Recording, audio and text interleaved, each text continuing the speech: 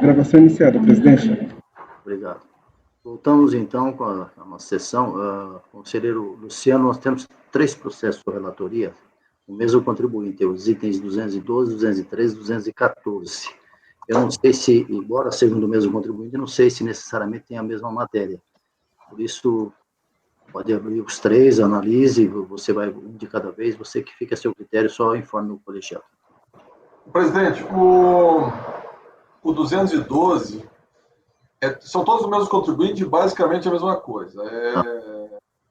Mas o 212 ele é diferente. O 213 e 214 é igual, inclusive, que a gente julgou na terça-feira. Então, vamos ver o 212. O contribuinte para ficar gravado é Eubor Empreendimentos S.A. Ok. Perfeito. Deixa eu só colocar aqui. Aí. Fazer um breve relatório. E aí a gente já começa. Só um minutinho, por favor. Isso. É o 212. É uma compensação não homologada, saldo negativo de RPJ 2007, glosa de estimativas, a mistura de créditos entre sociedade de conta de participação e o sócio ostensivo. Aquela mesma situação, né? Só que esse aqui foi um patrono diferente que elaborou a defesa, por isso que ficou diferente. Então, basicamente, apresentou manifestação de inconformidade, questionou o valor de 12 mil, que tinha sido a glosa, mas a cobrança foi feita em 14 mil. Alega decadência, a DRJ julgou pela improcedência. No recurso voluntário, ele alegou a decadência e prescrição, tendo em vista que havia uma demora na não homologação. O prazo é aquele prazo da homologação tácita do 9430. Ele fala que apenas o RPJ foi glosado, não o CSL, e houve equívoco nos valores, entre 12 e 14 mil, ou seja, ele não aceitou a explicação que teve na DRJ. Inclusive, o relator na DRJ foi o Murilo. Em relação à decadência, presidente, o que aconteceu, ou a homologação, né, ele fala decadência, prescrição e mistura tudo, né, na homologação. O que aconteceu foi que ele apresentou a primeira declaração, depois ele apresentou uma declaração que é chamada por ele de matriz, e pelo fisco é chamada de família, que ela é composta por outras. Essa declaração engloba uma série de outras, inclusive a de número que está sendo discutida. E aí depois tem uma retificadora, que é apresentada em relação a essa matriz ou família. E aí ele fala o seguinte: olha, lá na matriz, a gente não, ou melhor, nessa última retificadora aqui, a gente não tratou nada do crédito, foi só na primeira declaração que eu apresentei, na declaração original, etc. Então nem a matriz nem a retificadora, elas englobam o crédito. Mas engloba, assim, na verdade. Por mais que ele não faça alteração, ela engloba a declaração que havia sido entregue, que seria a primeira, né? E aí eu nego ter acontecido ou ter transcorrido o prazo de não homologação, né? Ou de homologação tácita, melhor dizendo. Essa é a primeira questão. Quanto ao mérito, ele alega que... Deixa eu ler isso aqui, por favor, que faz um tempinho que eu vi já. Uma questão fundamental que no parágrafo 21, uma questão fundamental que traz certa complexidade ao presente processo é que há 2 despachos decisórios. O primeiro despacho decisório, que apesar de ter numeração em ordem posterior do processo, fundamenta o segundo. Está as folhas 42 e 43, tal despacho glosa a compensação de saldo negativo de RPJ 2006, com estimativa de março de 2007 no valor de 12 mil. Segundo esse despacho, apesar das compensações estarem com homologação tácita, a solução de consulta interna COSIT teria como efeito o reconhecimento da irregularidade, pois haveria mistura de créditos entre sócio ostensivo e sociedades por participação. O segundo despacho, número 574, folhas 31 e 33, tratou de analisar o saldo negativo de 2008 no calendário de 2007. A conclusão da autoridade fiscal foi de que também havia irregularidade, pois houve confusão de créditos entre sócios sensíveis e contem em participação. Em análise, o recurso voluntário, o recorrente requer, quanto ao mérito, apenas a reforma da decisão da DRJ, para reconhecer a homologação da compensação no débito, referente à estimativa de RPJ março de 2007, ou seja, relativo ao valor de 12 mil. E aí coloquei aqui o que ele pede. Em suas argumentações, o requerente afirma que, pelo fato de ter sido tacitamente homologada a compensação da estimativa de março de 2007, a exigência seria indevida. Questiona também a incongruência na não compensação dos 12 mil, referentes ao RPJ e a compensação do CSLL no valor de 11.934. Na mesma perde conta. Afirma que ele utilizou apenas o crédito sócio ostensivo e não das SCPs. E que é a contradição do despacho número 587. Pois no topo da página, a gente teria informado que a declaração havia sido transmitida conforme o IN 729, mas no final da página registrou que a declaração não haveria sido entregue conforme a mesma IN. Cita ainda que houve explicação, não houve explicação quanto à diferença do valor entre 12 mil e 14 mil. Ainda que efetivamente a autoridade tenha se manifestado no sentido que as compensações estão com homologação tácita, possivelmente se referindo às declarações 2896, etc., e 05325, etc., sendo a primeira inicial família e a segunda tratando do crédito da primeira, dos folhas 290 e 292, é constatar que a discussão colacionada aqui é a mesma vida na preliminar, ou seja, que haveria homologação tácita em relação ao valor do saldo negativo de 2006. 12.516, apresentado na declaração de 2007. Sobre o tema, já se desenvolveu a questão em tópico específico, concluindo-se que não haveria homologação tácita. Assim, não estava a compensação homologada. Importante ressaltar que não se trata de reformácio impégios, pois não se está a reformar a decisão da RJ em desfavor do recorrente. O resultado é o mesmo, apenas se constata que as informações constantes do ED houve equívoco na redação, mas que, ressalta-se, permanece o mesmo resultado. Quanto à eventual incongruência na não compensação dos 12 mil referentes ao IRPJ e CSLL, assim, aqui ele fala que o IRPJ deveria ter a mesma finalidade que o CSLL. O CSLL não teve problema em relação ao CSL, porque foi compensado. E daí eu falo que, efetivamente, isso não é argumento, né? Porque se uma coisa está errada e a outra está certa, não dá para a gente fazer a certa errada só porque a errada beneficiou ele, né? E também não teria como a gente fazer reformácio império. Né? Em relação à contradição, lá no parágrafo 27, pois no topo da página a gente teria informado que a declaração havia sido transmitida conforme IN, mas no final da página registrou que a declaração não haveria sido entregue, conforme a mesma IN. É de se afirmar que não houve equívoco por parte da autoridade fiscal, pois ela indica declarações diferentes, como se observa no texto. Tá? Entende-se que a explicação promovida pelo acordo da RJ foi suficiente para esclarecer a divergência entre os valores de 12 mil e 14 mil. Transcreve-se abaixo tal esclarecimento. Por conclusão, eu conheço, afasto a preliminar e, no mérito, nego o provimento. Algum comentário? Então, votamos. Marco. Acompanho.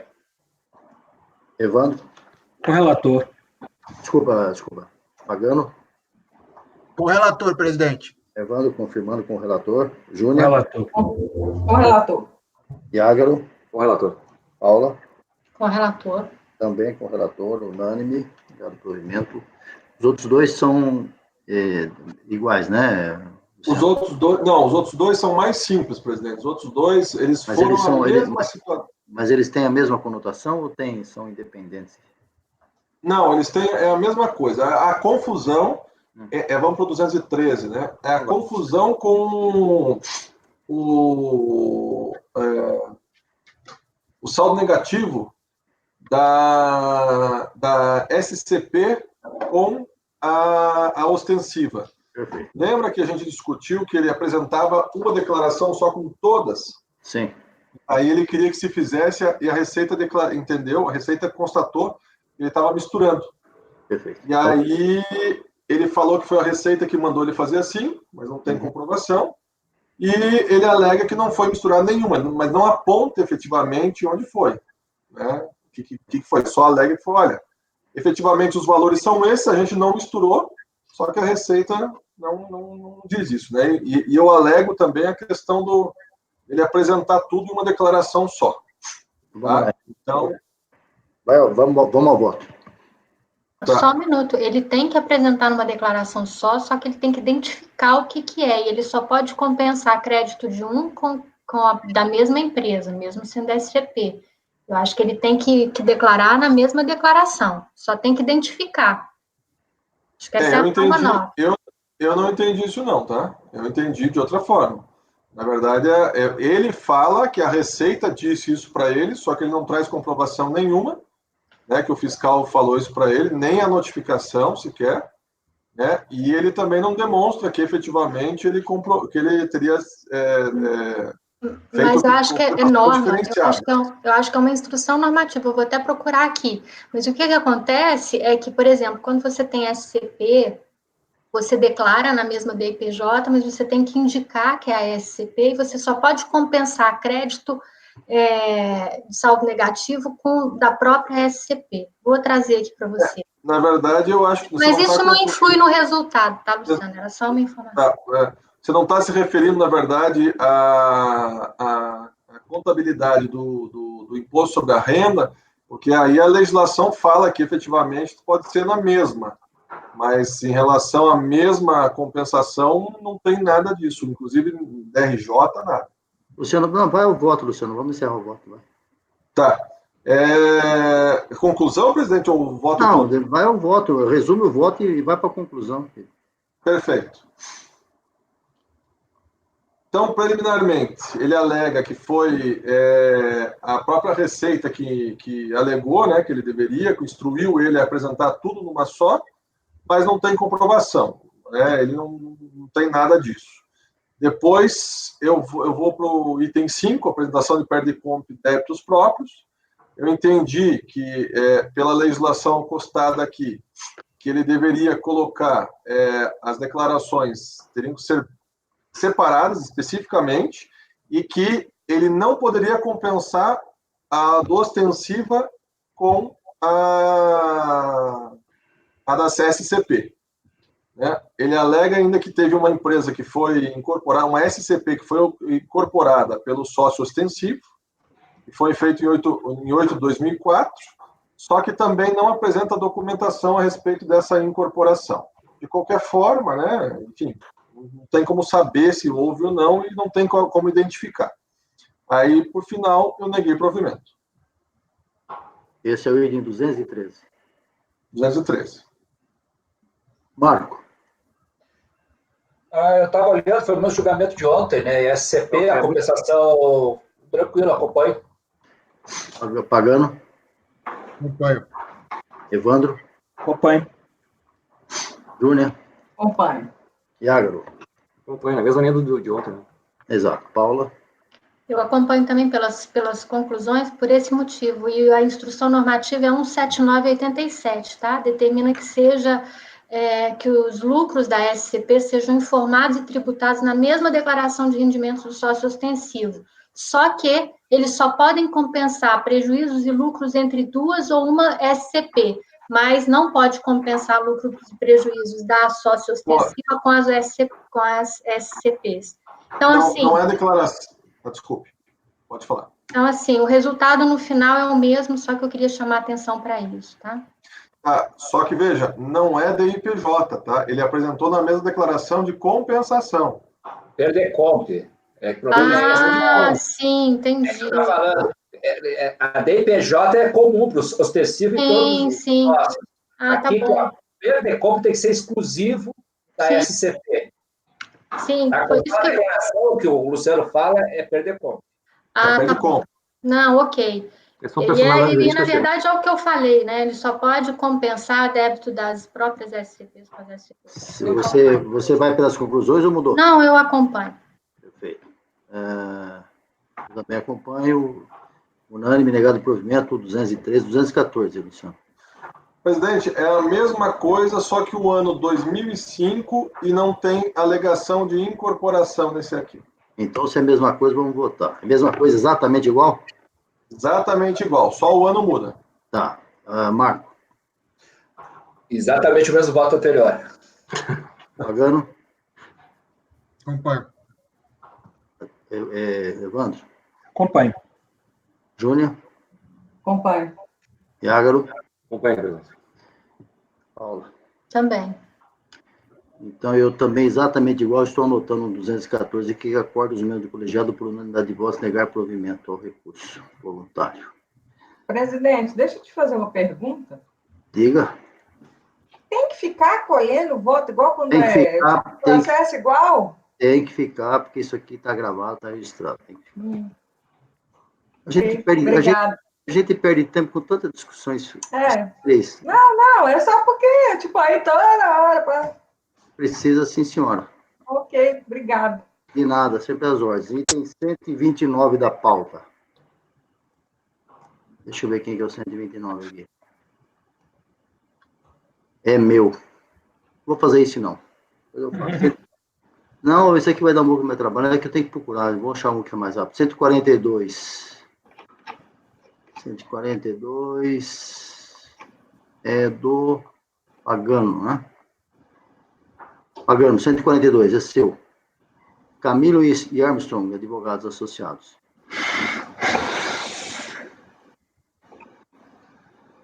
O presidente deve estar na base, só que vocês vão estar lendo Broto e advogados, foi aqueles que deram confusão ontem, sabe?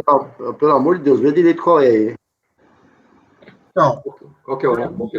para vocês, os que estão do voto que está na base, vocês vão ler aqui, ó. Broto e advogados em deferimento, opção do simples, sabe? Então vai, comece o relato breve, relato e voto. Isso. Só que, na verdade, esse processo, para deixar claro, é do Camilo. Tá? Eu tô só abrindo aqui, e estou abrindo também, né, no meu arquivo, para confirmar que quando eu pus na pasta T, não deu aquele problema para salvar como aconteceu ontem.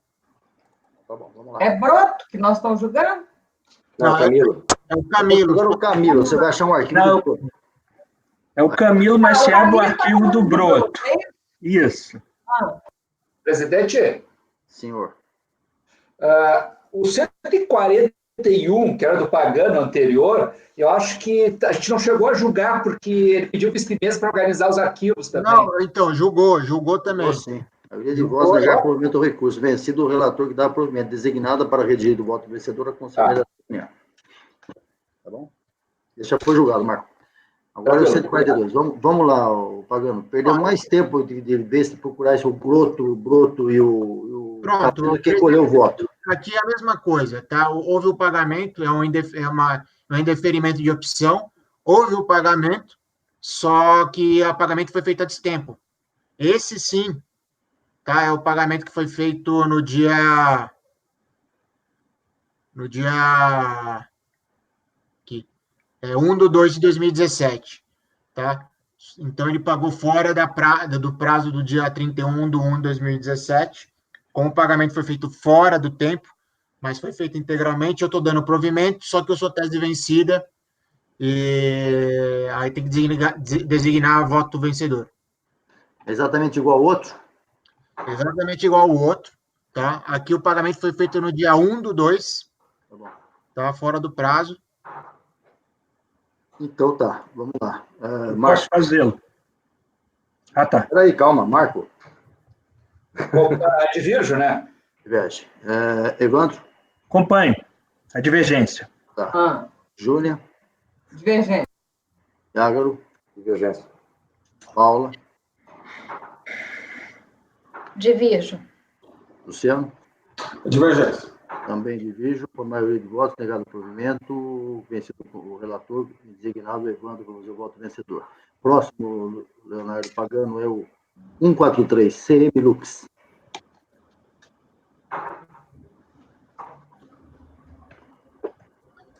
Esse está na base. Ele está abrindo aqui para mim.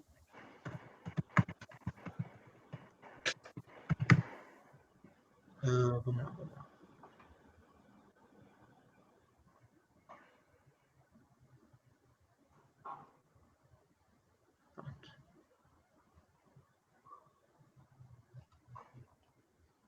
Ele... Você já está conseguindo ver o arquivo?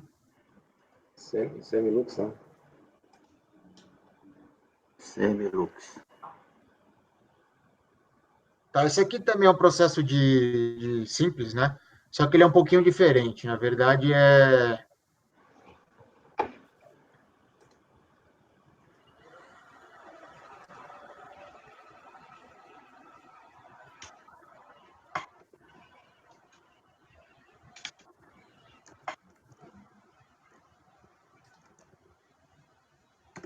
Vamos pagando, pode lá.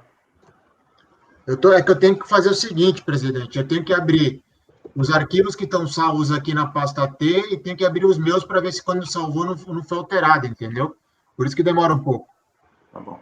Porque como acontece de salvar e mudar o arquivo na pasta T, eu não sei como é que eu faço, entendeu? Tem que confirmar. Tem mudado o arquivo na pasta? Já aconteceu 2 vezes de salvar com nome e aí salvar o voto em cima. Quando eu salvo na pasta T, não sei por que fica um nome errado com outro arquivo, entendeu? Agora, por que isso acontece, eu não sei. Sendo que no meu processo, nos meus arquivos, não nos da pasta T, o processo, quando eu abro o voto, está certinho. Tá bom, pagando, vamos lá. Então, esse aqui é um recurso voluntário, também contra a decisão de indeferimento da opção de Simples Nacional, né? Que também foi constatado débitos sem a exigibilidade suspensa.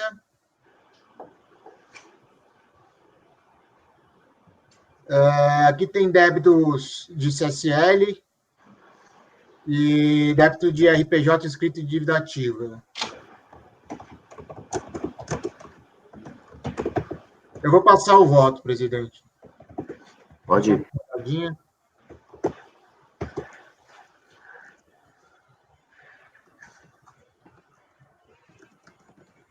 Ó, presidente, eu estou negando... Deixa eu ver aqui. Travou de novo aqui, peraí. Você está dando provimento, mas o fundamento é o contrário. Eu estou negando provimento nesse processo, porque tá mostrando que está dando provimento aí? No final tá. Não, aqui no meu voto está negando provimento. Negando provimento. Está negando provimento. No meu também estou negando provimento aqui. Colocou o arquivo de novo hoje?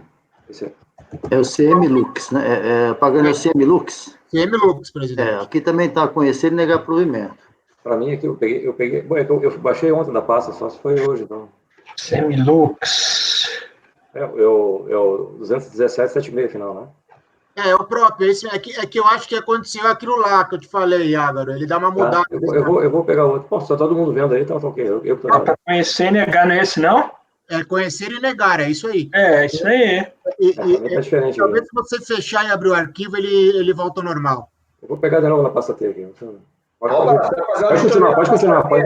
continuar. Bom, aqui é o seguinte, a matéria é de análise do pagamento, né? Em relação à CSL, ele pagou dentro do prazo legal, só que o débito de RPJ inscrito de ativa, que ele fala que fez uma compensação, não tem prova nenhuma quanto a isso, tá?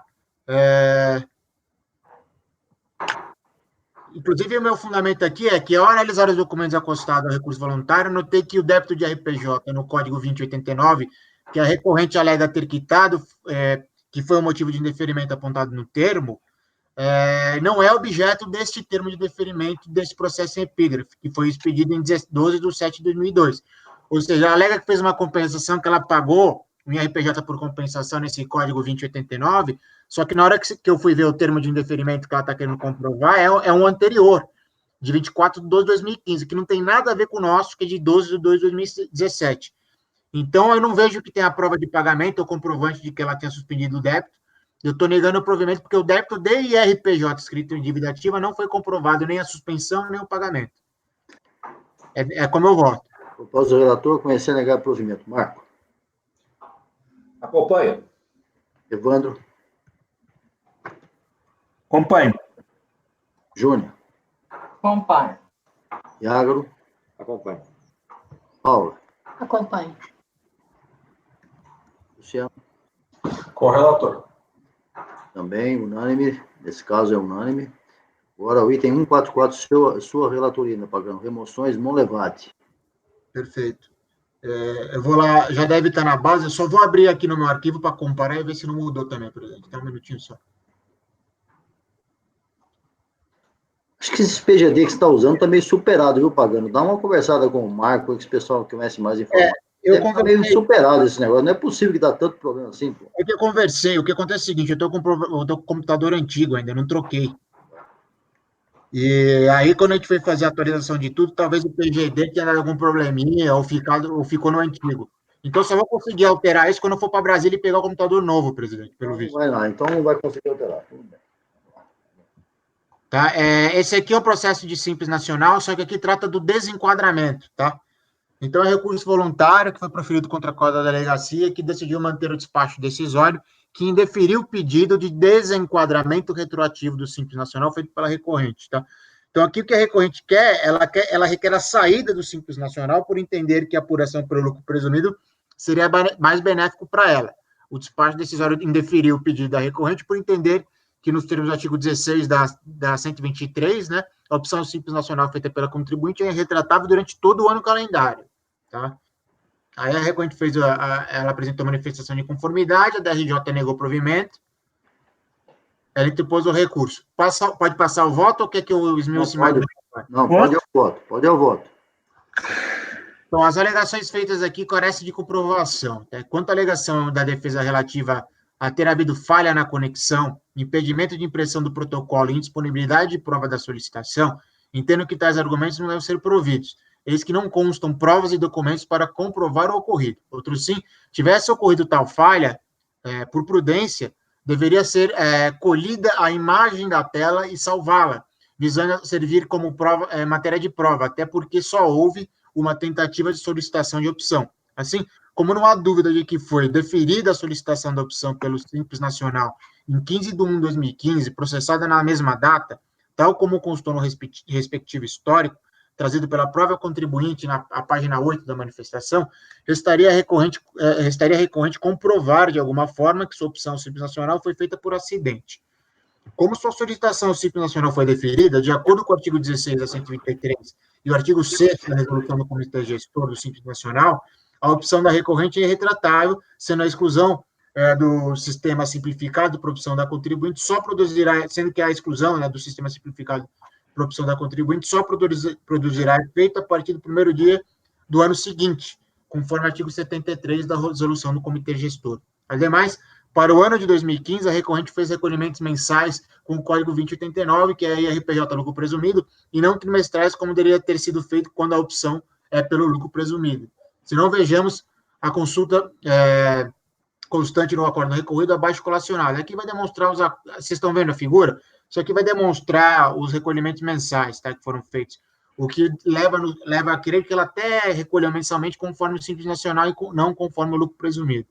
Desta forma, a recorrente não comprovou que fez a opção pelo lucro presumido conforme alega em seu recurso. Ou seja, em respeito à regra do artigo 516 do decreto 399, vejamos, né? Precisa fazer a leitura do artigo ou pode pular? Não, de jeito nenhum. Vai embora. Então, sendo assim, voto por manter o acordo recorrido, o despacho decisório que indeferiu o pedido de desenquadramento ao Simples Nacional da recorrente. Pelo exposto, conheço e nego provimento ao recurso. Porque esse aqui é um pouquinho diferente dos outros, apesar de não ser complexo. O contribuinte alegou que foi um enquadramento que foi por um descuido, é isso mesmo?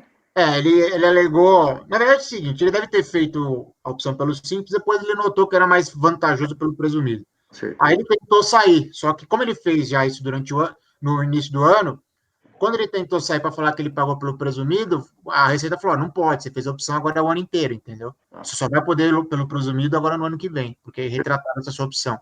Aí ele falou, não, é que eu cometi um erro, foi sem querer, etc. Só que ele não traz prova. Tá certo. Erro. Marco, Rogério. Acompanham. Evandro. Com o relator. Júnior. Oi, Júnior. Só um segundo, Ticone, que eu estou olhando aqui. Claro, pode olhar.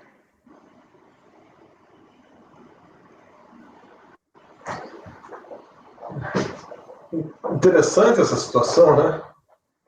Tem decisão até admitindo, mas aqui, pelo que eu estou vendo, até tem um voto nisso. Aqui, ó. Tem decisão, inclusive, da Câmara Superior. É possível a exclusão de ofício, A de ofício é. desde que demonstrada de maneira inequívoca a sua intenção de não se submeter ao simples, o que deveria ter sido comprovado por ele, né? Que seja pelo recolhimento trimestral. Não existe essa prova, né? Pelo que você está falando, que ele queria. Meu voto é exatamente isso. Ele fez o recolhimento mensal, né? Não trimestral pelo lucro presumido, e ele fez o recolhimento mensal como se fosse no simples. E a prova da não opção, ou seja, de que ele fez por equívoco a opção simples, também ele não trouxe aos autos. Ele falou, não tem essa prova, mas foi um equívoco meu do sistema. Aí... Não, porque eu até tenho um voto que a gente já julgou, inclusive, que eu dei provimento, se não me engano, acho que foi acompanhado, porque não tem voto vencido. Então, mas, mas no meu caso havia prova dele fazendo recolhimento pelo presumido. Me parece que no seu não, né? Não, no meu não. Porque a jurisprudência admite. E tem decisão até da Câmara Superior. Está tendo uma confusão, Júnior. A exclusão de ofício, ela é permitida. A própria Fazenda pode fazer isso quando ela nota que a apuração do tributo feita pelo contribuinte foi feita por outro método. Ou seja, ele fez o recolhimento pelo lucro presumido ou real, a fiscalização vai lá, percebe isso, ela exclui ele do simples de ofício e fala, agora você vai ser tributado pelo lucro real ou presumido. Tanto faz. Sim, mas é porque eu usei essa jurisprudência, mas no meu caso, o contribuinte também estava alegando que ele tinha que estar no presumido. Sim, entendeu? Porque ele tinha feito o recolhimento pelo presumido. Aqui, ele fez o recolhimento mensal. Sim, ok, perfeito. Eu acompanho, presidente. Perfeito, Júnior. E Ágaro? Só para a gente entender, o recolhimento foi mensal, não como presumido no trimestral, entendeu, Júnior? Por isso que eles falaram, mas você não tem a prova. Eu entendi, essa é a diferença essencial do meu processo. Não, ele se comportou como do simples, ele pagava simples, né? E Ágaro? Acompanha o relator. Conselheira Paula? Acompanho. Luciano? Acompanho. Então, por unanimidade, negado o provimento. Eu vou agora ao item 173, que eu estou separando meus votos que eu tenho aqui, os acordos, para ganhar tempo. O 173 é do Evandro. PV Serviços Operacionais, Evandro. Por favor. 173 PV. Ok.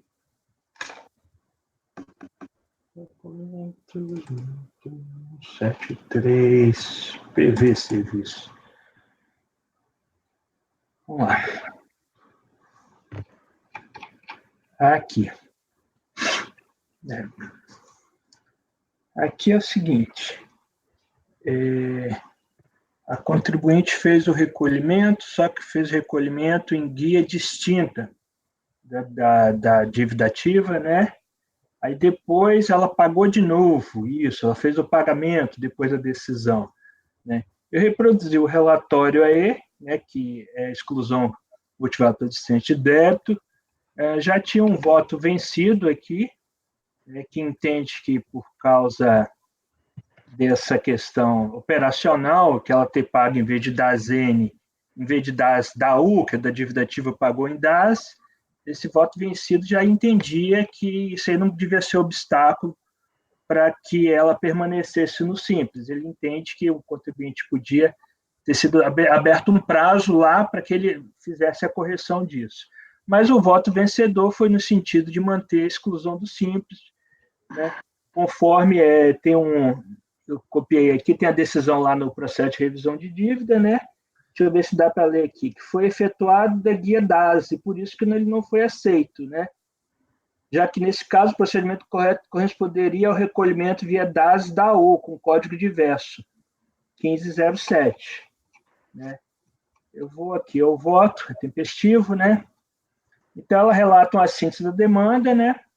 E em 30 de setembro ela foi entregue, foi notificada, e em 1º de outubro, ou seja, 2 dias, ela fez a quitação da data, que compreendia correção, juros e multa, né? Se deu via a página da própria Receita Federal, né? E depois, ainda não obstante a pendência da manifestação, ela realizou o pagamento em 14 de fevereiro de 2015 novamente, em guia de dívida ativa, diretamente Procuradoria. Então, a LEC já pagou isso em dois dias contados do indeferimento, ela pagou novamente. Em seguida, a recorrente ALEC, tudo por conta acima na rádio, comprovado, ficou evidente a intenção do contribuinte de regularizar seus débitos e permanecer no sistema. Nesse caso aqui, eu entendi, conforme relatado no processo administrativo final de 2014-55, que analisa o pedido de revisão do débito escrito em dívida ativa, com o despacho folha 20, que o recolhimento não pode ser imputado na CDA, porque é efetivado através de DAS, em data posterior à inscrição, e não DAS da dívida ativa, código 1507. Analisando a situação fácil, está claro que o débito no valor de R$ 1.797, referente ao mês de abril, foi recolhido tempestivamente em 1º de outubro de 2014, através do DAS, conforme estado de pagamento apresentado pela recorrente. Tem-se, no presente caso, que nenhum prejuízo foi causado à administração tributária, pois o que ocorreu foi um erro formal no preenchimento do DAS, o que causou indeferimento de sua manifestação. Né? Dentro da situação fática, entende que, no caso específico, deveria prevalecer a essência sobre a forma, tendo em vista que o contribuinte recolheu a totalidade do crédito tributário devido, no prazo pertinente, e teria cometido mero erro equívoco em relação ao DAS utilizado. Então, eu estou dando provimento nesse caso. Marco. O valor está correto, Evandro. Olha, eu entendi que sim, eu entendi que não houve esse questionamento em nenhum momento de valor, só o problema da guia. Ele foi pago numa guia da própria PFN. Então. Não, só isso aí. Primeiro ele pagou na guia da Receita, tá. Mas ele pagou com valor de juros e multa lá. Okay? Tem aquela multa também da inscrição indivitativa, né? Mas eles não levantam essa questão, Marco.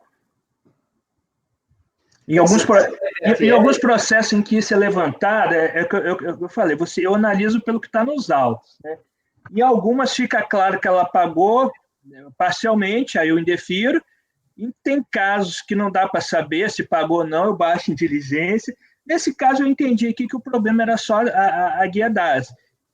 E ela confirma essa intenção, até que depois ela faz novamente o pagamento na guia DAS dívida ativa. Aí, pelo contexto fático aqui, de qualquer maneira, pagou 2 vezes, né?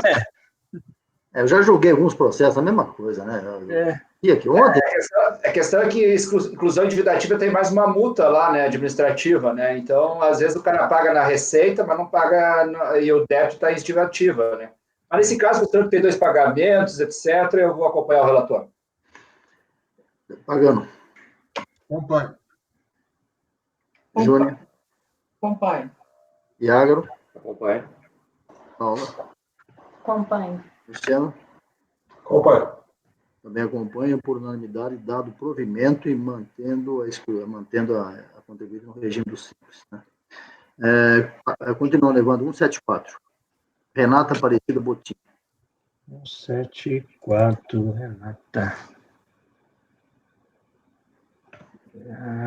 Também trato de exclusão com débito e exigibilidade suspensa, né? Vamos ao voto. Ele é tempestivo, ela alega não estar mais débito, né? Alega que todos os débitos pendentes foram liquidados em 11 de junho de 2014, né? A recorrente afirma que todos os seus débitos liquidados em 11 de junho de 2014, conforme a documentação comprobatória anexa, em uma dessas ocorridas, consta que persiste o débito referente à inscrição de dívida ativa no valor consolidado de R$ 1.892. Note no relatório de consulta de inscrição da Procuradoria, referente à inscrição final 74, realizada em julho de 2014, portanto, posterior, que os débitos são idênticos aos que a recorrente afirma ter pago em 11 de junho de 2014. Logo, há fortes indícios que o débito gerador da DR referente à inscrição em dívida ativa tenha sido pago em 11 de junho de 2014. Né? Então, aqui eu quase dei provimento, mas eu achei melhor baixar em diligência para confirmar isso. Propôs o relator baixar o processo de converter em diligência. Marco? Acompanho. Pagano. Mais prudente, né, presidente? Acompanho. Júnior. Acompanho. Iágaro. Acompanho. Paula. Acompanho. Luciano. Com o relator. Também convertido em diligência o processo, o item 174. Julgamento encerrado. Item 178, Marco. Lamesa, cabos elétricos.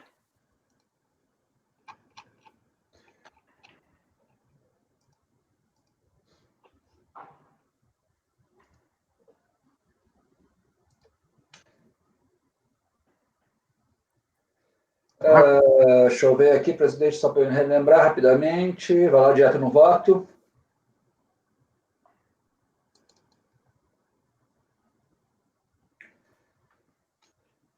É uma questão residual da discussão aqui, tá? Eu vou ter que... O despacho decisório delegou a homologação dos seguintes valores: parciais do total pleiteado, retenções da fonte, 4.000, pagamento de estimativa, 17.000, estimativas compensadas, 142.000. Após manifestação de conformidade, a decisão recorrida confirmou boa parte dos valores, confirmou as retenções e os pagamentos estimativas. E não houve questionamento. Ficou só uma parte das retenções da fonte, de 4.215, foi confirmado só 425. Então, a única parte residual, em sede recursal, o contribuinte informa ter pago o valor de 17.000, referente à homologação dos pagamentos de estimativas, ao qual pretende agora que passe a compor o saldo negativo, e questiona o valor não reconhecido de 3.957, que é a diferença das fontes, das retenções da fonte, a qual informa que estaria totalmente comprovado nos autos de sua retenção e entendendo não ter justificativa pelo seu não reconhecimento. Passa ao voto. No que tange ao pagamento de estimativas, o qual ficou incontroverso, o valor inicialmente pleiteado de 17.000, que teria sido utilizado para compor o saldo negativo da anualidade de 2005, e não confirmado no processamento do BERCOM, a um DARF do seu pagamento à folha tal. Cabe ressaltar pelos códigos após no DARF que o valor já estava escrito em dívida ativa. Há nitidamente uma verossimilhança de valor, conforme as alegações do contribuinte nos seguintes termos. Conforme a decisão ACO, tal valor foi considerado fora da lide, e o pagamento ocorreu após a prolação do despacho decisório. Considerando o contexto do valor exato, apesar de não haver coincidência da data da arrecadação do mesmo, entendo que não tem problemas a considerar tal valor no saldo negativo do calendário de 2005, algo que presume que a unidade de origem da Receita Federal deva ajustar e alocar devidamente. De qualquer forma, tal discussão, por já ser considerada incontroversa na decisão recorrida, não compõe o litígio. Tá? Ele reclama isso, mas ele não lá na fase anterior, ele não questionou. No que tange, ele só pede para aproveitar o pagamento. Como ele não reclamou na manifestação de conformidade, e ele pagou, ele pede que seja aproveitado esse pagamento. Aí, aí é um problema de execução. No que tange ao valor não reconhecido de 3.957 das retenções da fonte, que estaria totalmente comprovado nos autos, entendendo não ter justificativo pelo seu reconhecimento, passa a analisar o mérito. Sobre esse tal item, o contribuinte não constou nem comprovação nova na sua peça recursal. Os fundamentos da DRJ foram esses. Após a decisão recorrida, fez uma análise do código 0916. Prossegue destacando que os comprovantes anual de rendimentos apresentados discriminam os valores apenas a títulos de capitalização, e não seria possível a sua situação de qual tipo de rendimentos. Assim, sobressaiu a dúvida se tal retenção seria de exclusiva na fonte ou antecipação devida. Esse é o problema. Por que a DRJ não deu? Porque o código lá, ele pode ser usado tanto para antecipação na fonte, quanto para título de capitalização, ou como tributação exclusiva. Então, o contribuinte foi até, não tem elementos probatórios. O contribuinte alega que seria da responsabilidade da instituição financeira a prova de qual, se houve a retenção definitiva ou não, e das suas palavras, aqui ele faz uma construção, compulsando os autos, aí vamos para a conclusão, compulsando os autos, em especial a folha 31, que contém comprovante anual de rendimentos pagos, da questão agora aposta, só tem a concluir que cabe razão à dúvida da decisão de recorrida. A recorrente poderia ter trazido elementos mais claros do que se trata tais retenções da fonte, e não tentar forçar uma interpretação igual à sua, como faz na peça recursal. A DIRF é utilizada como prova, mas, na dúvida, há muitos outros meios de prova para suprir sua eventual ausência ou carência. Não tem nem DIRF aqui. O desencontro informativo. Não é aqui questão de boa-fé ou má-fé do contribuinte, como aduz na sua peça recursal, mas sim o preenchimento dos requisitos de liquidez, certeza e direito ao crédito tributário. Assim, tendo não comprovado a caracterização do tipo de rendimento nos mesmos moldes de decisão ACO, pelo que não concedo o crédito. Considerando as matérias em litígio, voto em negar provimento do recurso voluntário. Alguém quer se manifestar? Então, votando. Pagando. Presidente, eu acompanho o relator. Evandro? Acompanho o relator. Júnior. O relator. Iágaro. Com o relator. Paula. Com o relator. Luciano. Acompanho. Também acompanho. Unânime, negado provimento. Agora nós temos a situação seguinte, alguns processos aí, nós temos um processo com vista em mesa no item 182, da Júnior, relatoria. Quem é que pediu essa vista em mesa aqui, gente? Qual foi o problema aqui? Foi a própria Júnior. Estarói Distribuidora. Qual é a situação, Júnior? Você conseguiu chegar a uma conclusão disso aqui ou não? Júnior. Está sem microfone, Júnior. Inclusive, se vocês puderem abrir aí, eu coloquei uma versão diferente não, mais completa. E o que aconteceu aqui foi o seguinte, deixa eu abrir aqui, só para não correr risco de falar bobagem. Esse processo teve lançamento de ofício, porque na época em que foi feito isso aqui, a Decomp ainda não tinha característica de confissão de dívida. E aí, peraí, um 180 e... Peraí, deixa eu ver aqui. Alumínio, é esse? É 182. Não, Estarói Distribuidora de Alimentos. Estarói, tá, ok, desculpa. Já achei. Tá? Então, só pegando aqui, um auto de infração de FPJ-CSL relativo aos exercícios de 2002 e 2005, tá? Foi decorrente de uma outra fiscalização. A questão que está aqui é o seguinte, conforme exposto no relatório, trata o presente processo de lançamento de ofício de débitos declarados em Decomp. E aí, uma das coisas que o contribuinte alega, claro, na sua defesa desde lá da manifestação, é de que, primeiro, ele apresentou manifestação de inconformidade, portanto, a exigibilidade do crédito deveria estar suspensa, e que sequer era válido e necessário o lançamento, porque ele já tinha feito a declaração. E a DRJ negou o provimento, tá? A essas duas questões, falando, olha, na época, a manifestação de inconformidade não tinha suspensão da exigibilidade, e, na época, também era necessário fazer o lançamento, porque foi antes da MP 135, que foi a que deu essa característica de confissão de dívida. Aí, quando chegou no recurso, ele falou, ok, não havia suspensão, você entendeu que a minha manifestação de inconformidade não gerava, e isso, de fato, a DRJ fala, suspensão da exigibilidade. O que aconteceu é que, nesse meio tempo, a Procuradoria da Fazenda me executou, inscreveu em dívida ativa exatamente os débitos que nós estamos discutindo aqui, tá? Não são todos, ele aponta aí, nesse quadro que está aí na preliminar, quais seriam esses débitos. Eu até cheguei a cogitar de converter esse processo em diligência para confirmar, efetivamente, a inscrição desses débitos. Mas ele junta no processo, vocês vão ver aí que eu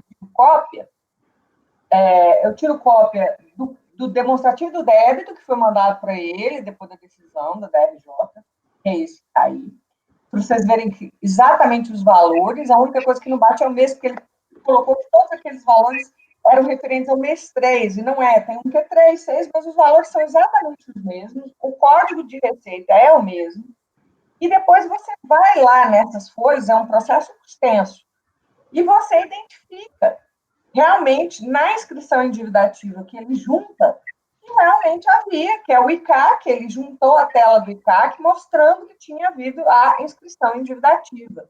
Então, como bate o valor, bate o código de receita, e efetivamente ele juntou as telas demonstrando a inscrição em dívida ativa, o conjunto todo é coerente, porque realmente a decisão da DRJ entendeu que não existia suspensão da exigibilidade, tá? Então, eu entendi que era desnecessário, nesse caso, baixar o processo em diligência, exatamente porque ele teve o cuidado de levantar as telas no ICAC, as telas da inscrição em dívida ativa. E por isso eu já estou dando provimento nessa parte.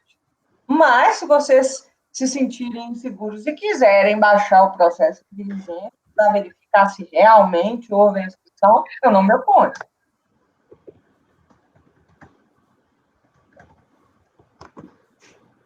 Você tem a própria tela do ICAC. Tá vendo? É por isso que eu falei, na hora que eu vi, eu falei, não, comecei a ler, eu falei, vou baixar esse troço de diligência, para ver se teve mesmo a inscrição. Porque poderia ter tido, sim. A própria decisão da DRJ falou que não tinha suspensão da exigibilidade. Cria uma situação insólita, né? Que é a gente jogar um processo administrativo que não teve suspensão da exigibilidade. Muito louco, na verdade. Mas, no final das contas, é esse o imbróglio que nós estamos aqui para resolver.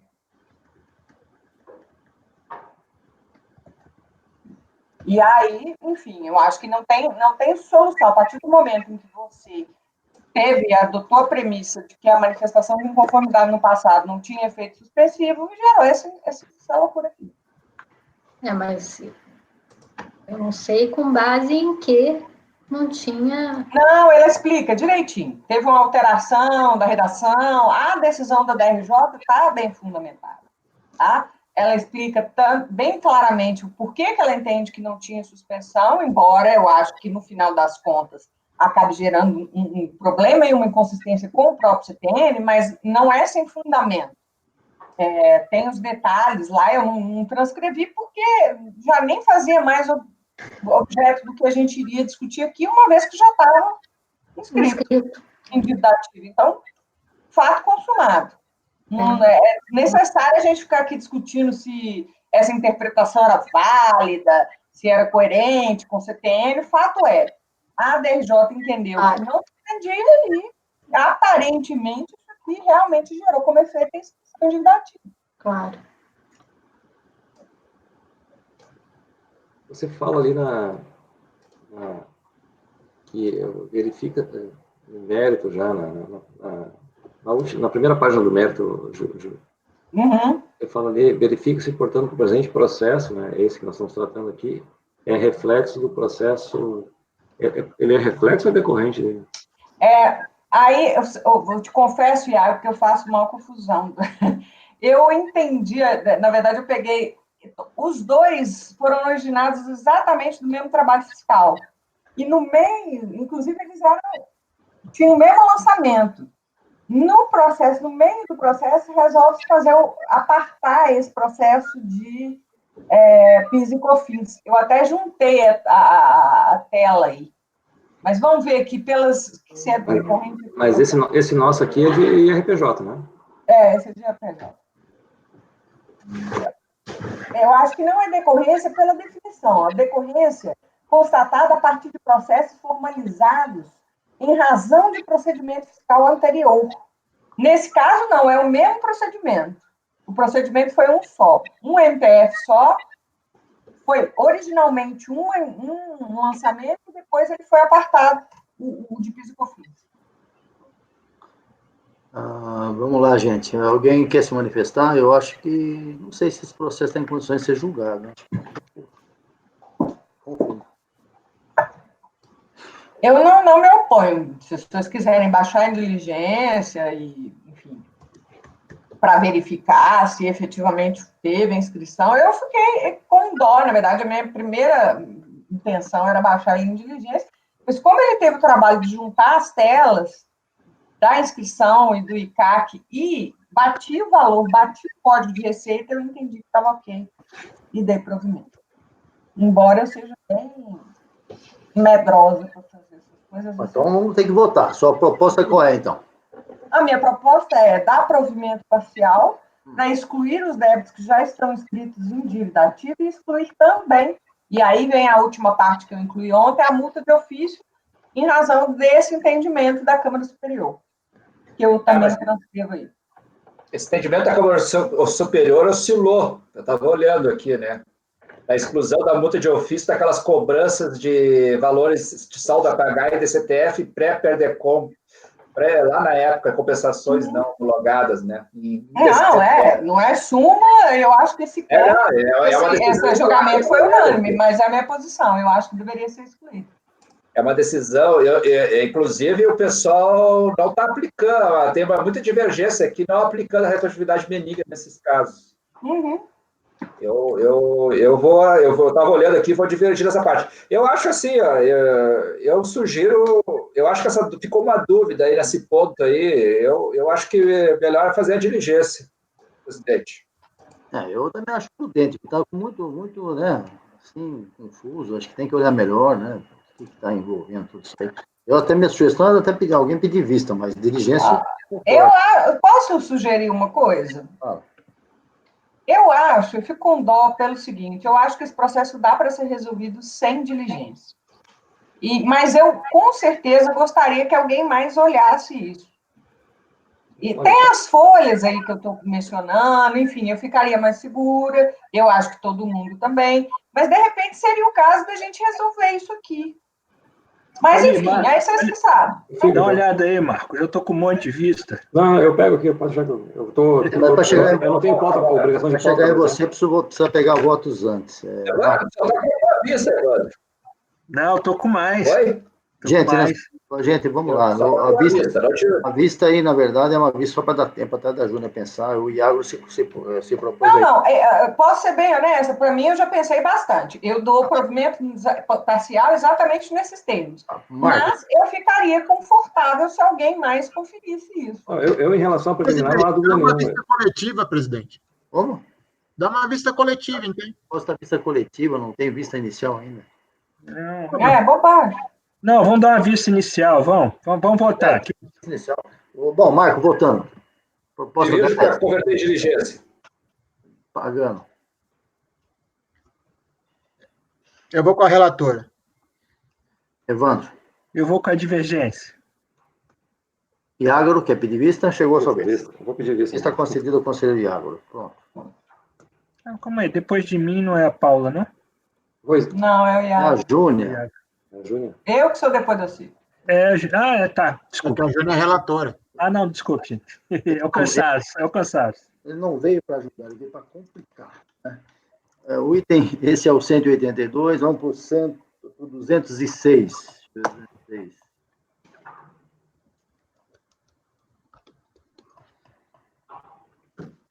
Cicone travou. De novo? Não é possível. Tá travado, não. Então, tá bom. 206, é a relatoria minha. RF Pessoa, item 206, já está lá na base lá. Vamos lá.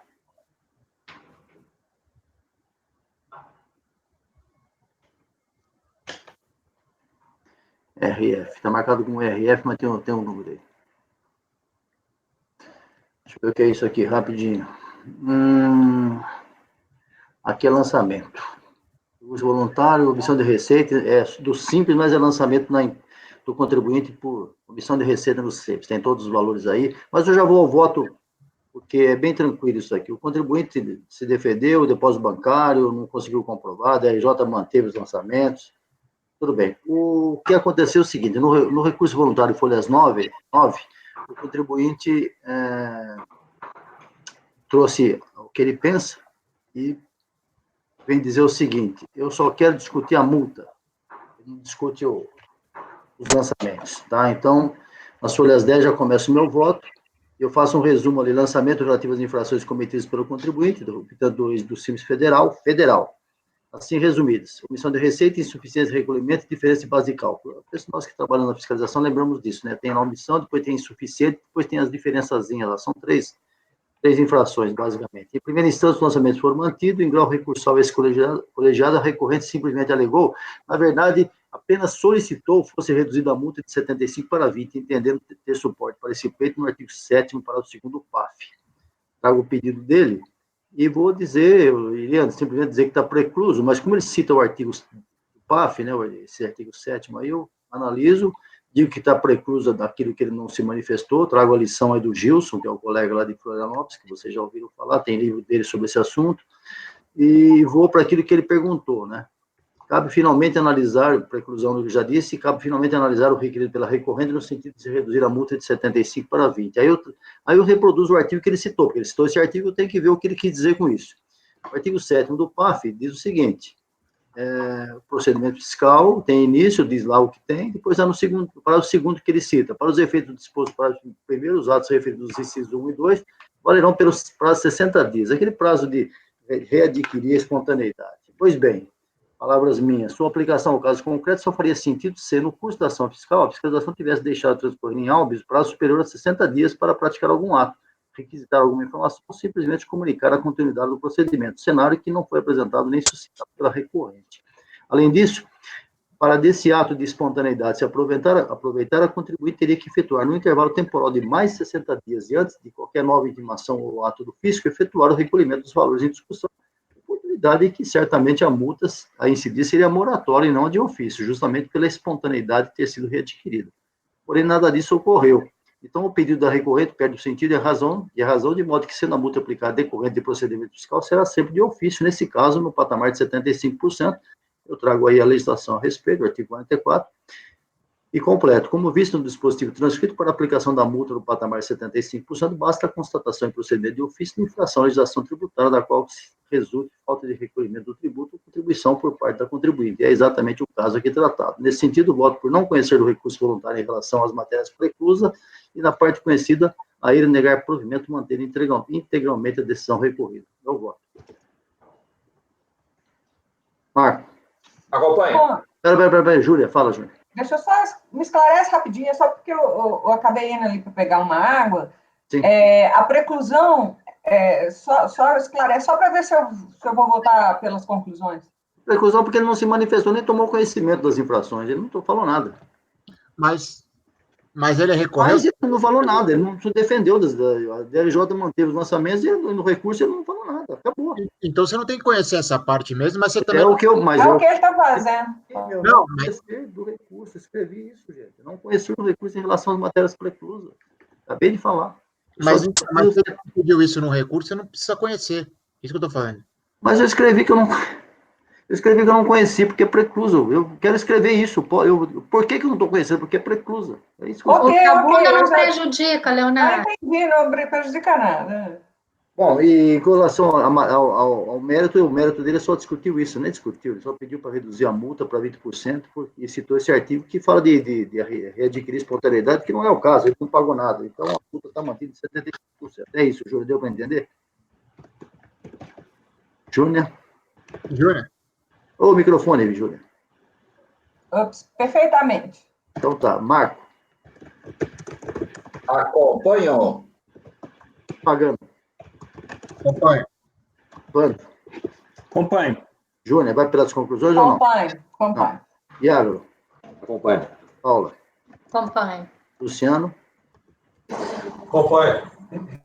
Unânime, negado o provimento. O item seguinte agora é 20. Deixa eu ver aqui, acho que é 208.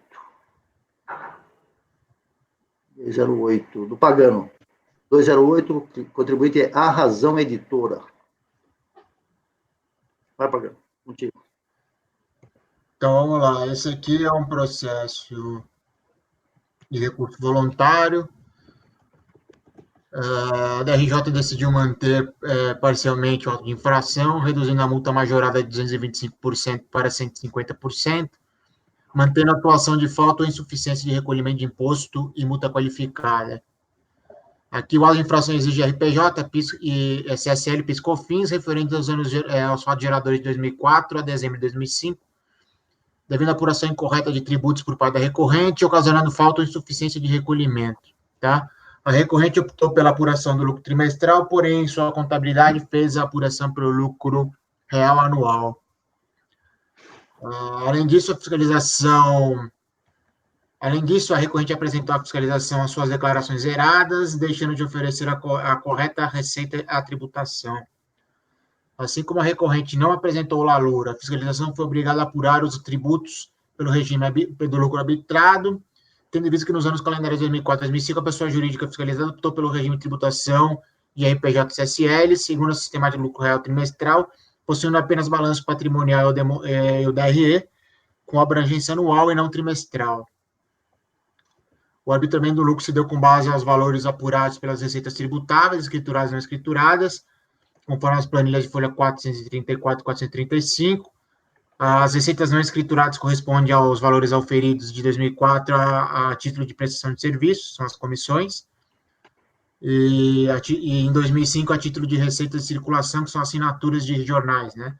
E foram contabilizadas a crédito em conta de empréstimo de mútuo da editora. Posso ir direto ao voto, presidente? Direto para o voto.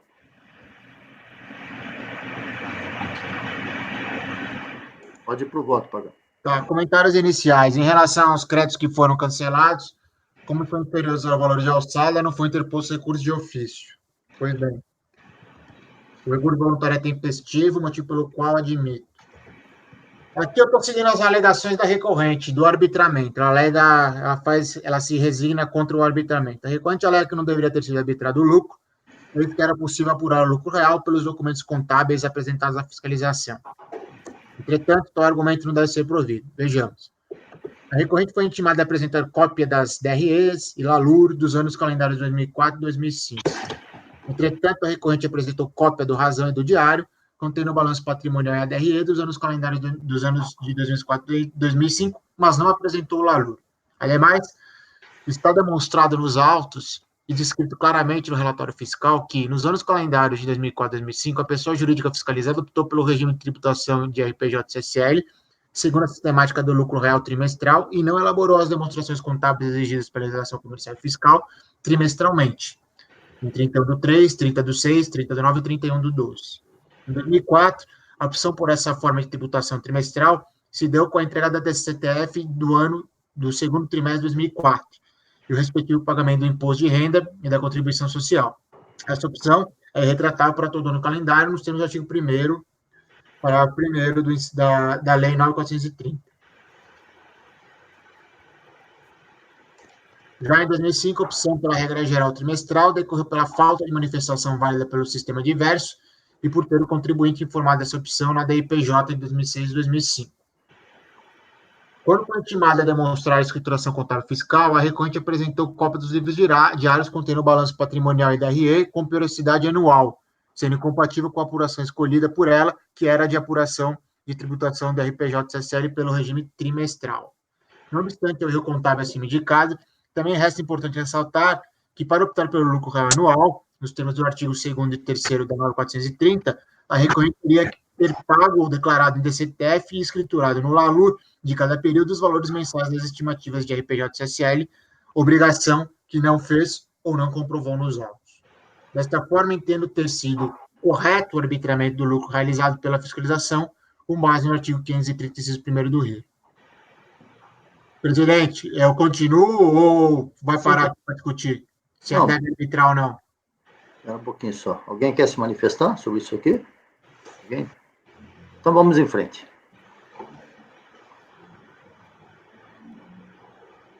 Pode continuar, Paulo. Bom, aqui ela está se resignando contra a base de cálculo, a receita tributável, né? A recorrente alega que a base de cálculo utilizada para o cálculo dos tributos não é o valor bruto do ingresso da receita, e sim apenas o montante relativo à comissão de 8%, conforme o contrato assinado em 8 de 1 de 2004, não podendo sofrer tributação sobre os recebimentos por conta de terceiro. Então, a alegação não deve ser provida. Vejamos. De acordo com a escrituração contábil oferecida pela recorrente, a fiscalização apurou a receita tributável conforme as planilhas de apuração de folhas 434 e 435. Também se pode extrair da escrituração contábil que, em 2004, o recorrente escriturou os recebimentos oriundos de venda direta de assinaturas do jornal A Razão em conta de receita de circulação. As folhas estão aí. Mas não escriturou as receitas de prestação de serviço ou as comissões.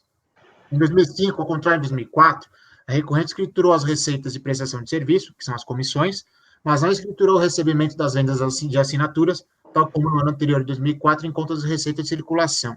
A escrituração ocorreu em conta de empréstimo de mútuo da editora.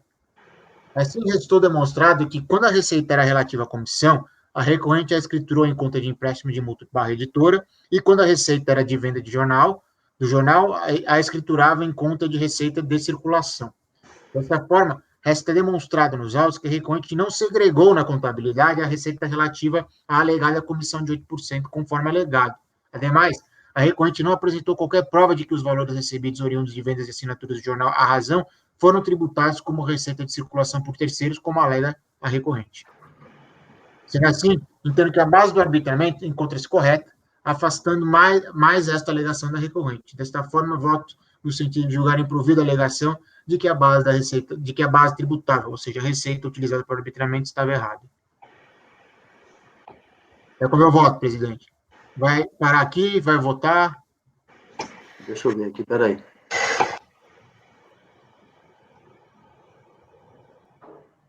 Não, mas acho que também o seu voto é esse, nesse sentido. Né? e negar provimento. Negar provimento, não é isso? Negar provimento. Acho que já dá para botar assim. Alguém quer comentar? A multa, você está se baseando aqui para manter a qualificação no fato de que ele entregou as declarações erradas, não é isso? É isso aí, a posição dele é essa, o Paga não tem essa posição. Marco, quer falar? Acompanhando, Evandro? Acompanho. Júnior? Acompanho. Iágaro? Acompanho. Paula? Acompanho. Luciano? Acompanho. Também, unânime, negado o provimento, afastados os argumentos de constitucionalidade, pagando, continuando, ainda seu próximo processo é seu. 209, Inajá.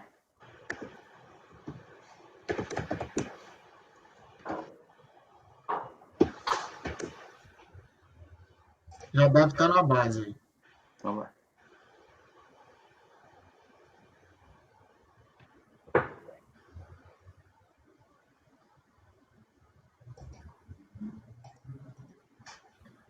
Também é um recurso voluntário, interposto face acordo pela delegacia da DRJ, né, que decidiu manter parcialmente o auto de infração que exige crédito de R-fonte.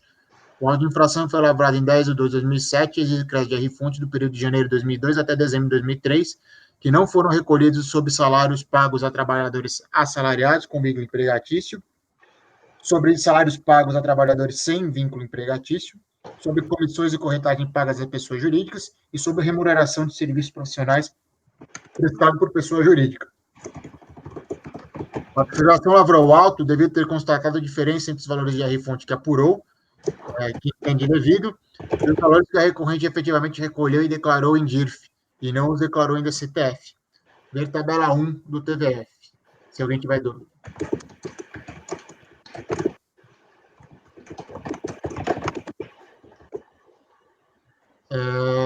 Eu vou pular, presidente, ou posso ir direto ao voto, ou precisa fazer a leitura total? Vai ao voto. Vai ao voto. Se precisar, você volta. Tá bom. Acho que no voto você já esmiuça bastante, né? Vamos lá. Comentários iniciais. Em relação aos créditos que foram cancelados, como são inferiores ao valor da alçada, não foi interposto recurso de ofício. A recorrente, por sua vez, não apresenta alegações quanto ao mérito, se atende apenas em rebater a decadência do ano 2002 e a multa do auto de infração. Pois bem, o recurso é tempestivo e possui os requisitos previstos na legislação, motivo pelo qual deve ser admitido. Decadência. O lançamento foi feito em 10 de 12 de 2007. Com exceção do mês de outubro, a DRJ afastou a exigência dos meses de janeiro a setembro do mês de novembro de 2002, por terem sido extintos pela decadência nos termos do artigo 150, parágrafo 4 do CTN. O acordo recorrido não aplicou a decadência nos termos do artigo 150, parágrafo 4 do CTN, devido ao fato de a recorrente não ter pago nem parcialmente o imposto do referido período.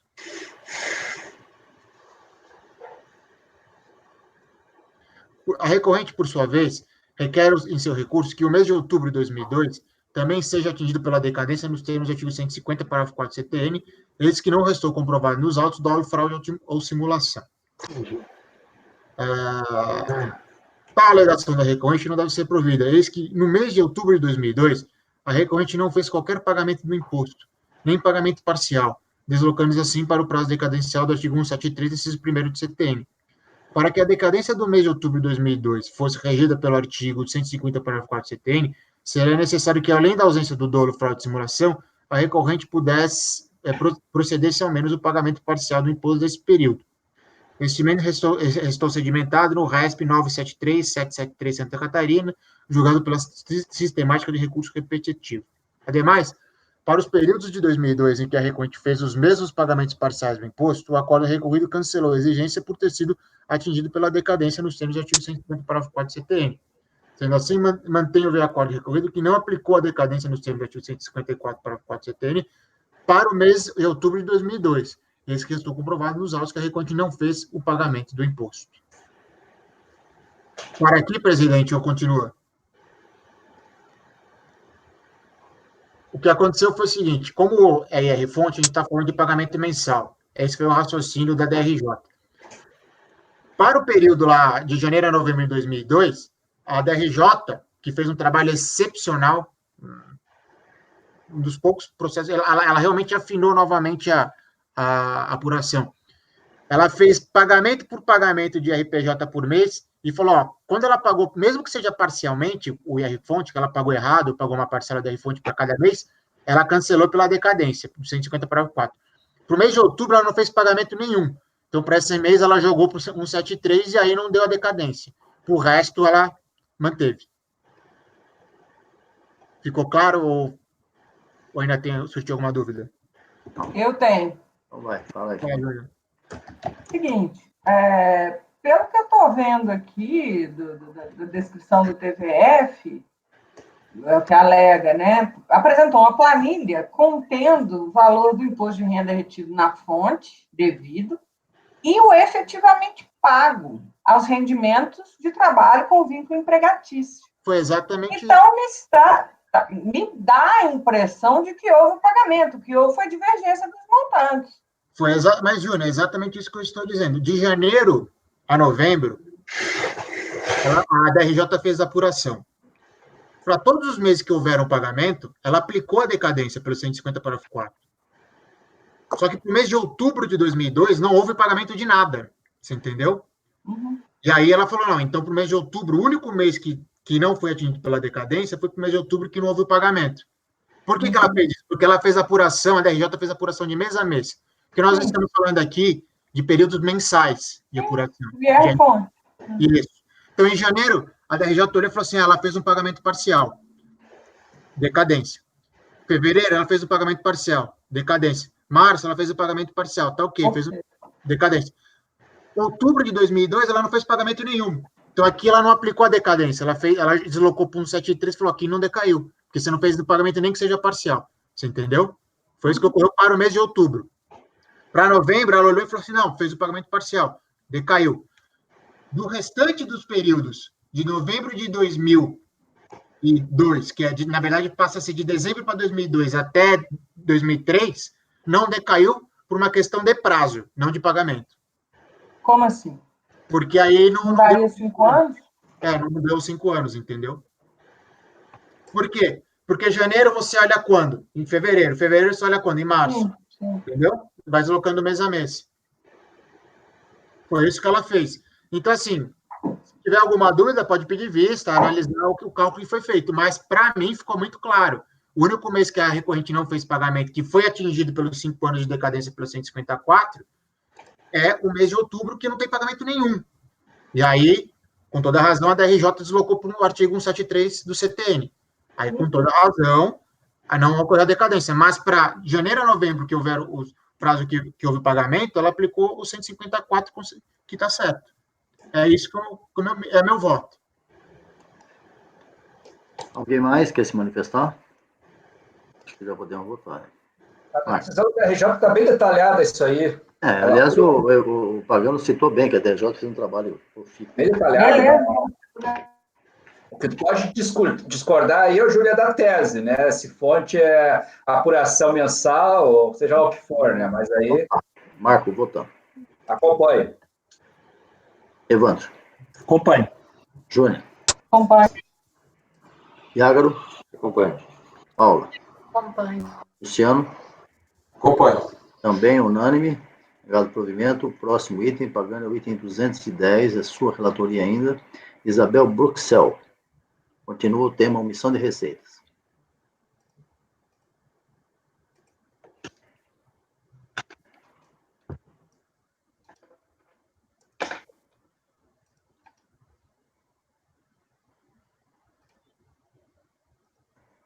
Pagano? Eu vou começar, já está na base, tá? Tá bom, vamos lá. Trata-se de recurso voluntário interposto fácil acordo da RJ, que decidiu manter o auto de infração que exige crédito de RPJ, CSL, PIS e COFINS, devido à constatação de omissão de receita no decorrer do terceiro ao quarto trimestre de 2002, pelo lucro presumido, e do ano calendário 2003, pelo lucro real trimestral. Segundo a fiscalização, a receita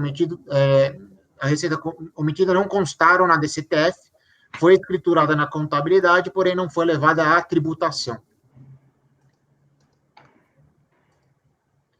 A fiscalização aplicou multa qualificada por entender que ocorreu sonegação, consistente no modo de agir da recorrente, que deixou de entregar as declarações obrigatórias, onde deveria ser declarados os créditos tributários ora lançados, caracterizando a vontade deliberada em impedir ou retardar o conhecimento por parte do fisco da ocorrência de fato, do fato gerador da obrigação principal.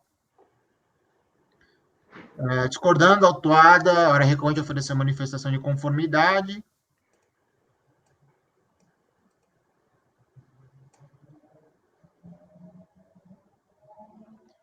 A DRJ julgou improcedente a impugnação.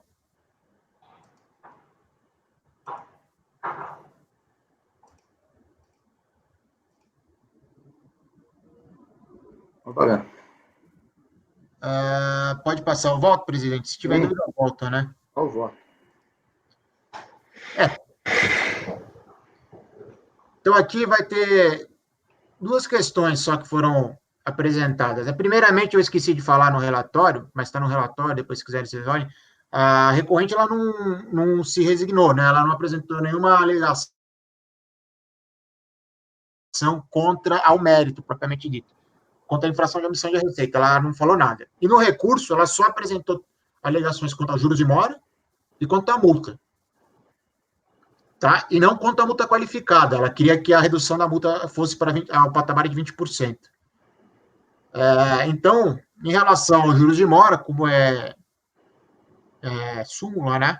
Eu estou negando provimento, e quanto à multa, aí pode ser que tenha uma divergência. Ela não alegou nada sobre a multa qualificada, mas ela pede aqui, em relação à multa mesmo, no geral, ela pede contra a alegação da recorrente de que a multa de ofício de 75% deve ser reduzida para 20%, devendo ser aplicada a multa de mora em vez da multa de ofício, entendo que não deve ser acolhida. Então, a alegação da multa ser reduzida de 75% para 20% é baseada em legislação que não tem relação com a matéria dos autos, sendo que a multa do auto de infração foi fundamentada por legislação específica em vigor na época do lançamento, nos termos do artigo 44, inciso 2º, da norma 430. Ou seja, no presente caso, é devido à multa de ofício, que restou configurada a omissão de receita, que abarcou a falta de pagamento do imposto. Sendo assim, foi correta a computação da multa nos termos do artigo 44. Ademais, não é aplicada a multa de mora, prevista no artigo 61, parágrafo 2º da norma 430, a qual possui percentual de 20%, uma vez que esta é aplicável tão somente para pagamentos espontâneos, por parte das contribuintes, né? Para os lançamentos efetuados de ofício, a multa aplicável é do artigo 44 da mesma lei. Da mesma forma, não é aplicável a retroatividade benigna, né, conforme alegado pelo recorrente, pois não se confundem multa de mora com multa de ofício. Além disso, não há que se falar em retroatividade quando se trata de multas previstas em um mesmo diploma legal. E quanto às alegações de constitucionalidade, eu aplico a súmula CARF 02. Então, eu conheço e nego o provimento mantendo alto, presidente. É isso. Perfeito, Pagano. Aqui não tinha o que fazer, né? Não tinha matéria. Agora, pode ser que algum contribuinte, que eu fiquei na dúvida, queira conhecer de ofício em relação à multa qualificada e julgar. Mas eu não fiz isso porque eu me ative ao recurso, porque eu entendo que multa qualificada não é de ofício. Aí vai de cada um. Marco. Acompanhe. Evandro. Acompanho. Júnior. Microfone, Júnior. Travou. Queria vista. Pode ser? Vista. Vista concedida à conselheira Júnior. Prosseguindo. Item 129. Deixa eu marcar que foi vista nesse aqui. Esqueci. Depois eu escrevo melhor. Vista da Júnior. Doctor. 129 é meu. 129. Oi? Desculpa, peraí. Oi. Fala, Júnior. Sou eu. Peraí, deixa eu desligar aqui. Oi? Não tá querendo? Só um minutinho. Não estou te ouvindo. Qual é a dúvida? Não é para... Você mantém a vista que você pediu? Hein, Júnior? Desculpa. Você pediu vista, querida. Você está mantendo a vista? Não. Vai, eu acompanho o relator. Não, tá bom. Então vamos voltar. Eu tinha escrito. Não, vai, continua. Pode me deixar com vista. Não vou deixar mais. Agora você vai votar com o relator. Queria a vista. Acompanho o relator. Continuando, Iago. Também acompanho o relator. Paula. Acompanho o relator. Luciano. Com o relator, presidente. Também acompanho. Se o relator já decidiu, você estava com certeza de que vai votar, não tem necessidade de vista, né? Então, negado o provimento por unanimidade. Agora, o item 129 é de minha relatoria. Esse processo, vamos tentar ser o mais rápido possível. Doctors. Acho que é isso mesmo. É isso mesmo. Doctors.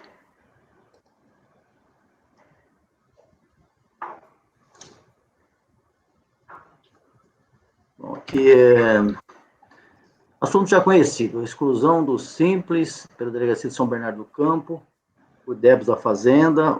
Eu vou já direto ao voto, tá aí, falando sobre aquilo que a gente já falou muitas vezes. Débitos que o contribuinte disse o seguinte: eu parcelei o que eu devia e o que está na PFN está com exigibilidade suspenso porque eu estou me defendendo, ofertei embargos e teve penhora. Assunto que a gente tem tratado várias vezes aqui. Então, já estou aqui no meu voto, nas folhas 7, e lá eu reproduzo, no rodapé, no último parágrafo, está escrito assim: após a decisão de primeira instância e com suporte na diligência, teve uma diligência feita pela DRJ, estarem abertos não somente os débitos junto à PFN, os demais o contribuinte parcelou, e está comprovado nos autos, e mesmo que eu não tivesse visto isso, a DRJ já deu isso daí. Então, ficou pendente, ficaram pendentes esses 6 débitos aí, 6 inscrições em dívida ativa junto à PFN, e que está aí, informação que vem, inclusive, lá da diligência da DRJ, que bate com o que está no anexo 1 do ADR, tudo certinho, certo, ok. De sua parte, a recorrente, folhas 9, de sua parte, a recorrente alegou em relação a esses débitos o seguinte: 4 certidões, eles estão com os dados suspensos porque estão discutindo lá e tem penhora de bens. E depois de reproduzir as decisões judiciais que entendeu lhe aproveitar, nó dele e outros contribuintes a respeito desse assunto, de que penhora suspende a execução, ele diz que essas duas CDAs aí, que está nesse processo 000630, estavam com cobrança em duplicidade. Isso foi objeto o juiz exigiu que a Receita se manifestasse, a Receita se manifestou, de fato, estava em duplicidade uma parte, então a CDA foi alterada, diminuíram os valores para 3 mil e poucos reais e prosseguiu na cobrança. E também em relação a isso aí, o contribuinte teve, nesse caso aqui, até penhora online da conta bancária. Então, resumindo, as 4 CDAs de cima, que são 2 processos, tem penhora de bens, e o de baixo, penhora online. Então, aí eu falo tudo que eu já falei várias vezes aqui sobre a lei de execução fiscal e da suspensão da exigibilidade, que eu entendo que sejam assuntos diferentes, não tem nada a ver com a parte tributária. Aliás, já falamos muito sobre isso ontem. Eu trago dessa mudança do Código de Processo Civil. Não vou ler, porque já falei disso, acho que nós vamos repetir o que nós já conversamos, né?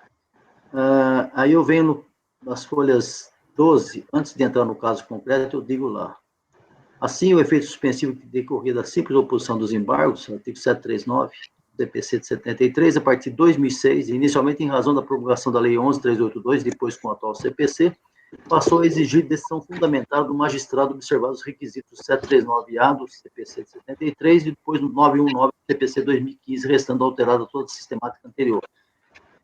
Dessa forma, a suspensão da execução que antes era op-lege, dependendo do simples apresentação dos embargos, com a reforma passou a ser op-iudice, isto é, decorre de decisão proferida pelo juiz à luz dos requisitos do parágrafo 1º do 739A, cabendo ao magistrado atentar se o pedido para que os embargos tenham efeito suspensivo apresenta solidamente os requisitos exigidos de relevância, risco manifesto e garantia da execução. Aí eu venho para o caso concreto. Como vista a alegação da recorrente é de que as execuções contra ela perpetradas pela Fazenda Pública Federal estariam com exigibilidade suspensa pela oposição de ações de embargos e de exceção de pré-executividade. Além disso, teriam ocorrido penhoras de bens e online em sua conta bancária. Pois bem, já dito atrás, a partir de 2006, os embargos não mais operam efeito suspensivo automático de execução, impondo a manifestação do juiz. Essa informação não veio aos autos. Todavia, ainda que abstraindo momentaneamente esse aspecto, há que se analisar os argumentos da recorrente que a penhora de bens ou de dinheiro, conta bancária, teria o efeito de suspender a exigibilidade dos débitos. Para dar suporte às suas aduções, juntou jurisprudência. Eu trago agora o resumo dos processos, a situação de cada um deles e as respectivas inscrições em dívida ativa. Resumindo, na linha proposta pela recorrente, os 6 débitos estariam com exigibilidade suspensa, impondo o cancelamento de exclusão porque tem penhora.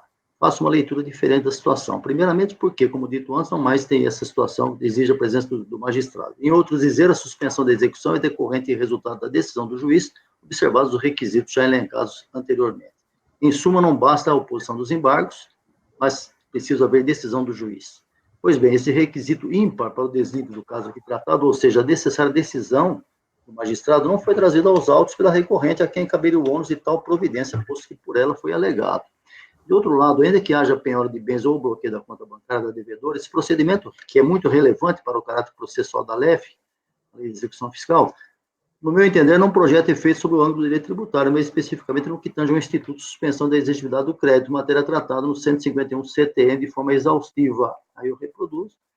Quisesse o legislador que a entrega de bens à penhora tivesse os mesmos efeitos da moratória, do depósito do seu montante integral, das reclamações e recursos da lei reguladora do processo administrativo tributário, etc., teria inserido tal dispositivo dentro dos acima listados, até porque isso ocorreu pós a edição do Código, com a concessão de medida liminar em mandado de segurança e com o parcelamento, que foram incluídos muito depois da entrada em vigor do CTN e da própria LEF, Lei de Execução Fiscal. Não fez. Desse modo, com a devida vênia aos entendimentos divergentes, penso que a norma da LEF e os atos praticados nos processos de execução fiscal, inclusive a eventual penhora de bens ou mesmo de dinheiro, circunscrevem seus estritos limites periféricos.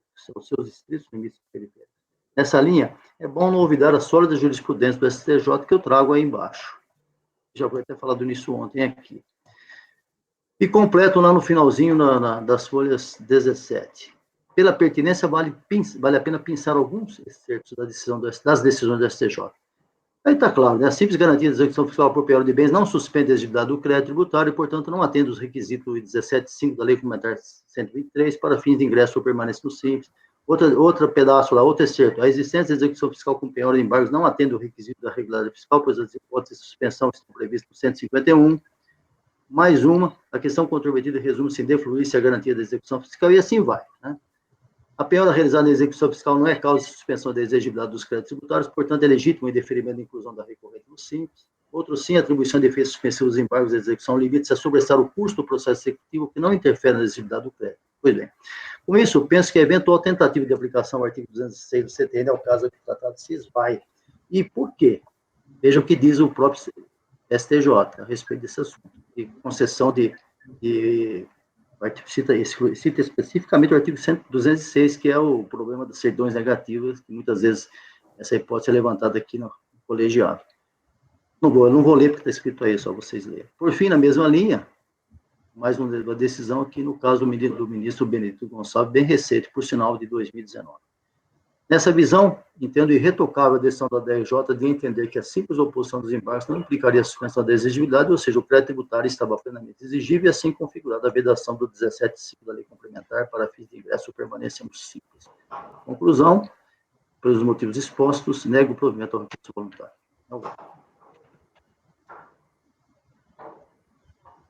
Acho que já discutimos demais, podemos votar, né? Marco? Acompanho. Pagando. Eu divirjo. Evandro? Acompanho. Conselheira Júnior? Divirjo. Conselheiro Iágaro? Eu acompanho. Conselheira Paula? Divirjo. Luciano? Divirjo, presidente. Por voto de qualidade, então, negado o provimento e excluído o contribuinte do regime dos Simples. Agora vou ao item 157, é o último aqui. Esse processo saiu com vista do Luciano, eu já vou resumir para o Luciano se manifestar. Luiz Melquiades, isso. Vista concedida ao conselheiro Luciano, que está aqui lá na ata lá do mês de setembro, quando saiu em vista, né? Vista concedida ao conselheiro Luciano, essa relatoria é minha. Proposta do relator, que sou eu, negar provimento ao recurso voluntário, mantendo a exclusão da recorrente do regime do Simples Nacional. Aqui se trata de contrabando e descaminho. Haviam votado até o momento do pedido de vista os conselheiros Marco Rogério, Leonardo, Luiz Pagano e Wilson, acompanhando o relator, e os conselheiros Evandro, Júnia e Paula divergindo. Aí o Luciano pediu vista nos autos. Luciano, você tem condições de se manifestar ou quer que eu leia rapidamente o voto? Não, presidente, eu divirjo. Você vai divergir, né? Então, por voto de qualidade, também mantida a exclusão do contribuinte, ok? Acho que encerramos, né? Tem um pedido, tem um visto em mesa aí, Marco, ainda pendente? Pelas minhas anotações, não tem mais nada. Não, né? Também acho que não. Era o meu que estava em visto em mesa e o Iágaro pediu visto. Vai olhar. Ou então está encerrado, gente. Conseguimos. Okay. Amém. Mandei e-mail lá para a Andréia cancelando a sessão extra de amanhã. Não pedi sessão extra, eu pedi apenas uma orientação se seria possível. Mas, presidente, olha só, para ver quando a gente quer, a gente rende, né? Conseguimos botar toda a pauta em ordem ainda só com 3 vistas a semana inteira.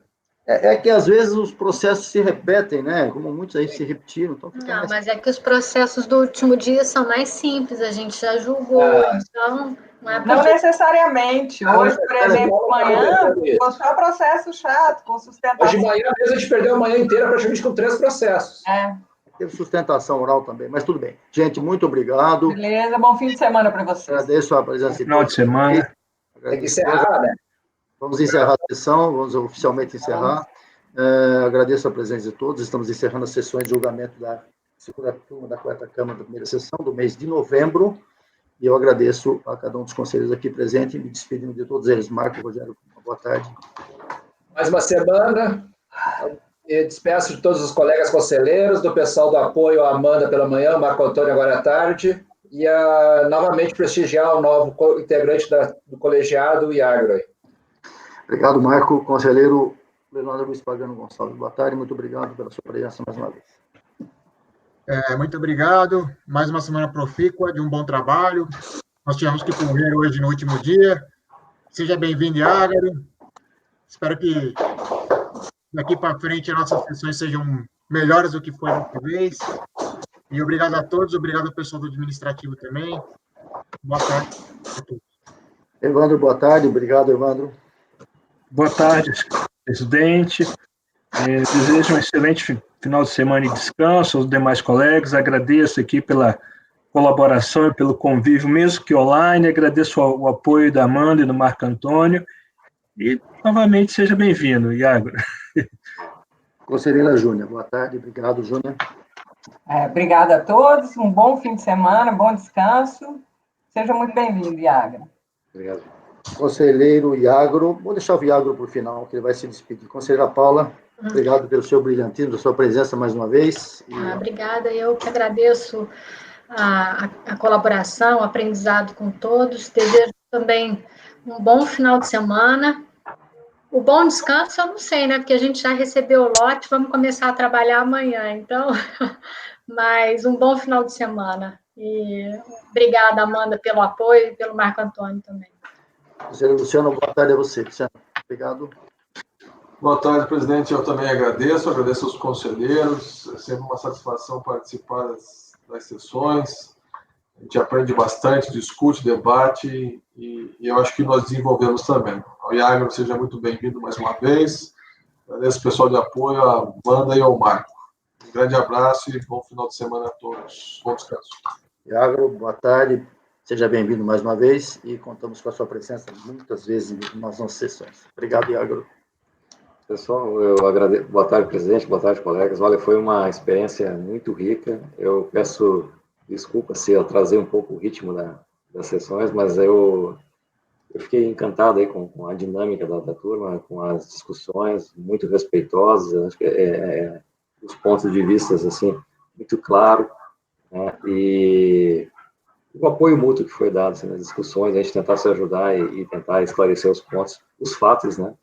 A interpretação dos fatos é que vai prevalecer depois na cabeça de cada um, e o colegiado, ele privilegia justamente isso, esse desenvolvimento intelectual e o conhecimento.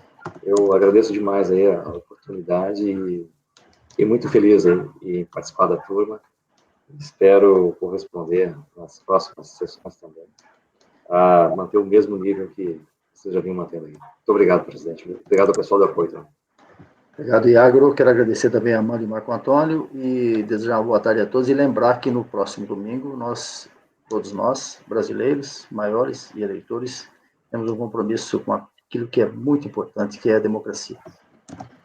Vamos cumprir os nossos deveres e os nossos direitos, a nossa obrigação de escolher os governantes que por mais 4 anos vão nos dirigir.